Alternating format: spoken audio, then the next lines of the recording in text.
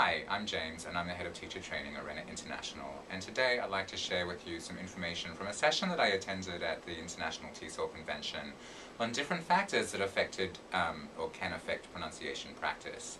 And this came as a result of a survey done with Korean high school students. And the factors were broken into motivation factors and attitude factors. And there are three different types of motivation. One is intrinsic motivation, so this is how enjoyable or satisfying it is to do. So this, for example, would be, I'm curious about how to pronounce words in English or new words. Ways that you can improve this motivation is to give the students activities for exploration and discovery, and also make sure that you incorporate challenging, stimulating and enjoyable pronunciation activities. There's also extrinsic motivation, so these are actions that are carried out in order to reach some kind of goal or a reward or avoiding punishment. So for example, I work on pronunciation because I want a better salary or I want a better grade. Ways to affect this in a positive way are to include graded pronunciation assignments into the curriculum. One thing from this study was that the students weren't actually assessed on their pronunciation, so that there was no extrinsic motivation for them. And then finally, there's integrative motivation, which are their attitudes towards the second language or the English language speaking community, and the desire to be accepted as a part of that community or a desire for friendship. So, for example, I think I would have more American friends if my accent were closer to an American accent. And a way that you can improve this motivation is to encourage students into activities with conversation partners in other countries or other classes.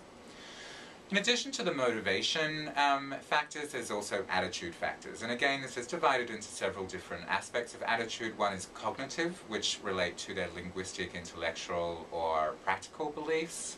So for example, they might say learning a language well is the most important part of learning a language. Learning pronunciation well, sorry, is the most important part of learning a language. And to improve their attitude in relation to this, you can show the students the practical, intellectual and linguistic value of improved pronunciation. For example, opportunities for better jobs, improved communication with foreign friends, that kind of thing. There's also the affective attitudes, which relates to their emotions. So for example, a negative effect would be, I worry about making pronunciation mistakes in the language class. And so to help this, if you create a really warm, friendly, non-threatening environment, it can help. There's also conative attitude, which is their action readiness, or putting their intent, their behavior intent into action. So for example, if I knew how to correct my pronunciation, I would spend at least 30 minutes a day practicing pronunciation. So you want to encourage the students to take action, and you can do this by monitoring their work on pronunciation, by providing positive praise when they do choose to work on their pronunciation. Again, it's this idea of praising their efforts.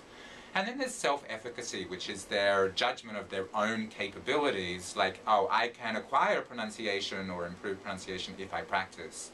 And it's important to improve on this by empowering the students with resources and strategies that can help to improve their pronunciation and improve their self-confidence. So just as a general idea, I think it's a good idea to give the students a questionnaire to discover what their motivations and what their attitudes are, and if you break them into these different categories, that can give you a really important insight into how you can guide the students to improve their motivation or improve their attitude towards pronunciation practice. This of course can apply to other aspects of learning English as well. Thanks.